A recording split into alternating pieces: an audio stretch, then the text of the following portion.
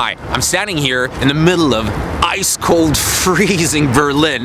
We probably have about -8. We're standing in front of the Mercedes-Benz Fashion Week event site, and you know, we thought as an old tradition, everywhere we travel, we not only show you the cars, but we also give you a little bit of a travel log of the cities and the places that we visit. And today, we thought we're gonna go and see some of the sites that make Berlin such a famous and great city. So hop along and we'll find out what you should see when you're here.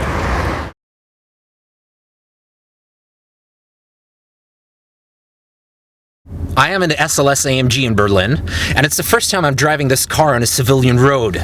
So that is kind of an exciting thing. You gotta watch out when you step on the gas pedal, because this ship is a rocket ship.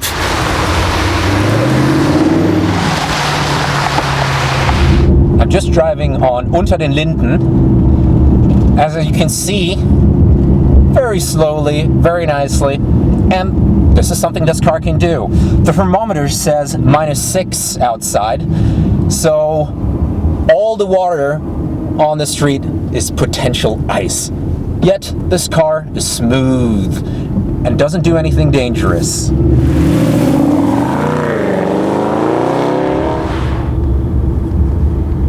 One of the must-see sites here in Berlin is definitely the Brandenburg Gate, which you can see right behind our SLS.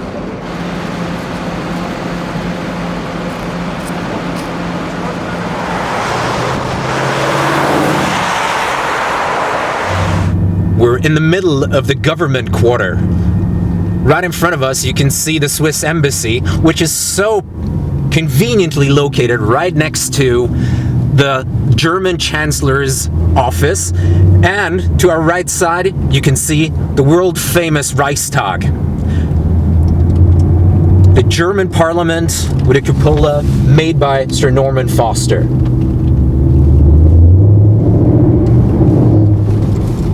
And here we're arriving at the venue. Last but not least, finally there. Unfortunately, it's a parting and not a beginning. But it was wonderful, and as you can see, the car is surrounded by its bigger brothers, the best company could have.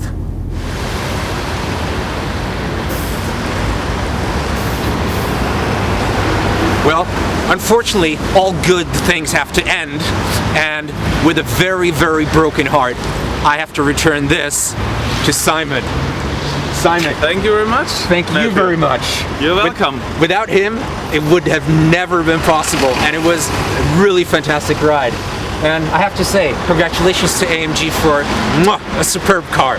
Thank you very much.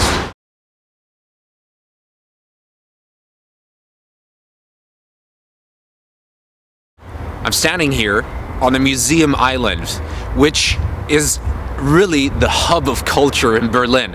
You got so many fantastic museums here, amongst other the Pergamon Museum, which contains the Ishtar Gate from Babylon. You got the New Museum, you got the Berlin Dome, which is right behind me, which is the biggest Protestant dome here in Berlin. It's really a huge building.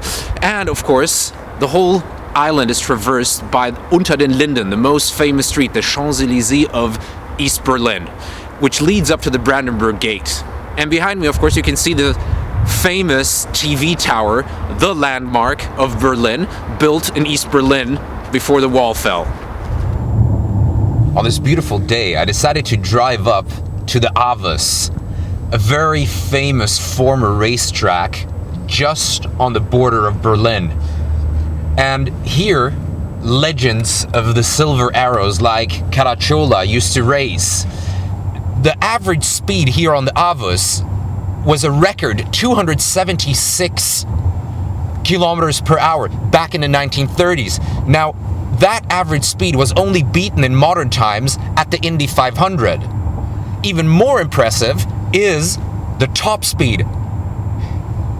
400 kilometers per hour. To my knowledge, the only car that can do that type of speed is the Bugatti Veyron, and we all know how long it took to come up with such a technological wonder. This is the end of the Avus, where we're coming towards the Avus right close to the inner city Autobahn in Berlin. And in front of me, you can see on the left side, you can see where all the audience was sitting. And these are really, really, really old stands, dating back from the 1930s. And on the other side, you can see the Motel Avis, where people used to sit and watch the races. And if you look how close you really get to the race cars. And imagine them driving past down this curve. And you could sit there and have a drink and watch. Kurfürstendamm in West Berlin. This street used to rival Champs-Élysées as the most chic street in Europe. So if you're up for high-end shopping, you are in the right place here. Ahead of us, you can see the world-famous Memorial Church. It's an old, bombed-out shell of a church dating from the Second World War. And they actually left the shell of this bell tower intact, and the clock stopped at the time of the bomb attack to commemorate World War II. In front of us is the KaDeWe, the premier shop here in Berlin. And again, it has a strong rivalry with Paris and the Galeries Lafayette, for example. Here you can buy pretty much everything, and I think it's one of the biggest stores in the world.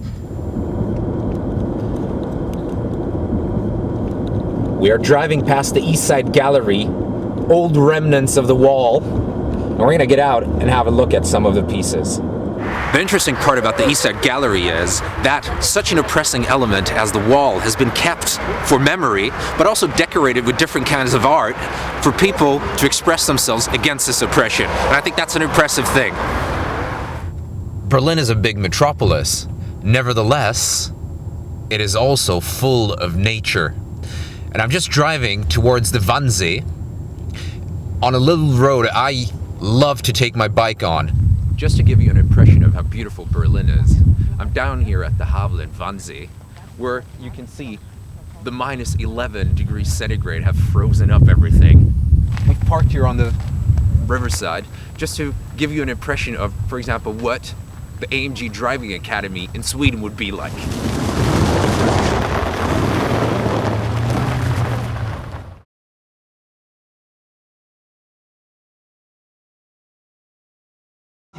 When we were in the States, I didn't eat any hamburgers. But coming here to Berlin, one of my tips is, come to Torstrasse and come to the La Tartane, and you will have one of the best burgers you'll ever eat in your life.